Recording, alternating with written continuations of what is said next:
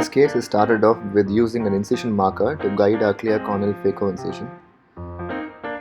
The marker makes two impressions, the first impression being at the limbus and the second impression 1.25 mm into the clear cornea. The anterior chamber is entered at the 1.25 mm mark, giving us a clear corneal incision of ideal length and symmetry.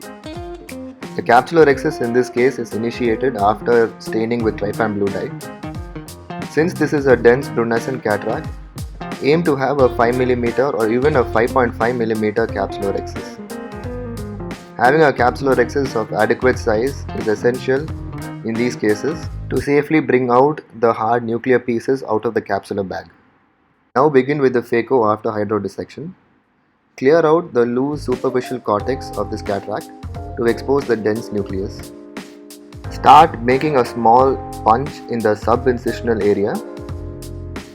Make it slightly wider than the tip of your phaco needle. Now bury straight into the pit that you have created, vertically downwards into the nuclear core. Lift up the whole complex, pierce the nuclear core with your chopper and bring both the instruments together while applying simultaneous phaco energy.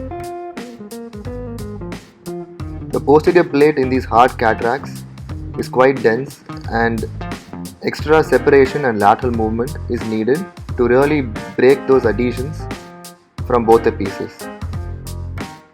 Now rotate the two halves, similarly bury right into the nuclear core, pierce with the chopper, bring both the instruments together and we have another chop.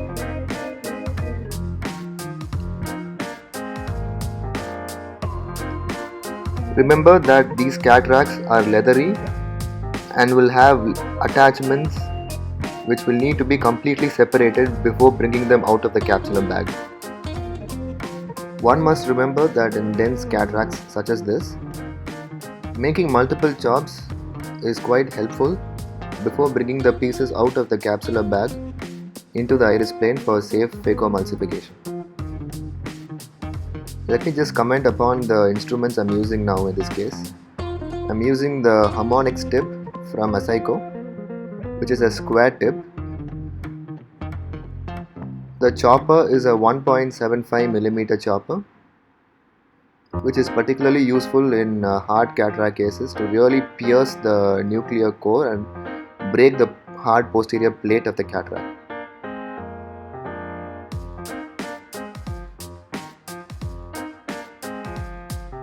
Here I'm just taking my time to make smaller and smaller fragments of the nuclear pieces before emulsifying them in the iris plane.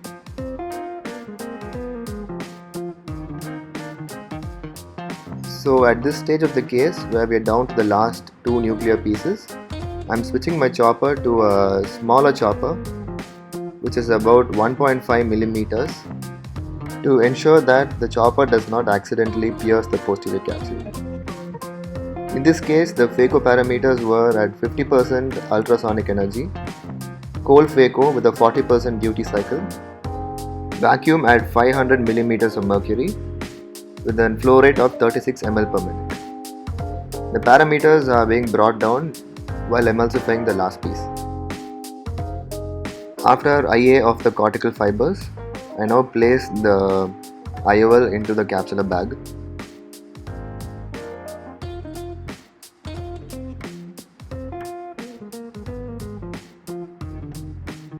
Ending the case with irrigation and aspiration and removing the viscoelastic behind the lens.